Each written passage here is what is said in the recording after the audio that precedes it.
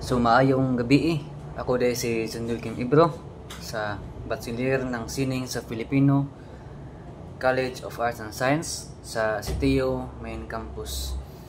Og ani ako aron sa pagbuhat sa muang course sa akong kurso sa Sinugbuanong Binisaya sa bulatong ikapito sa ikatulo nga bahin ini ug ang ikauna sa ikatulo mao ang i-video imong kagalingon, isulti ug ilha ang asinto nga gigamit sa kada tudling.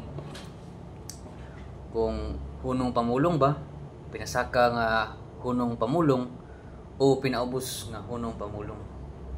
So, alita sa una ng luod.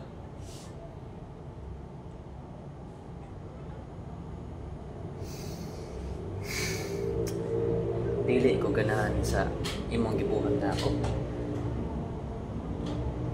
Ikaduha, paray.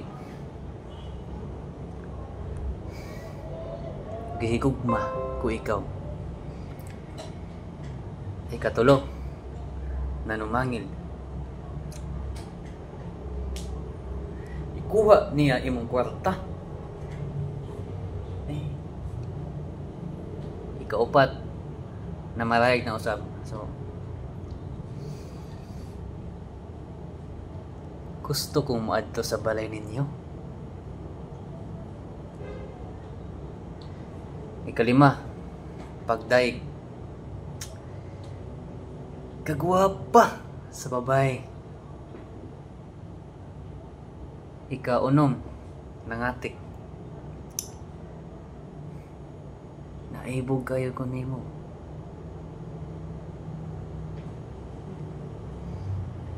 Ikapito, nagtambag. Ayaw pasagdi imong igsuon.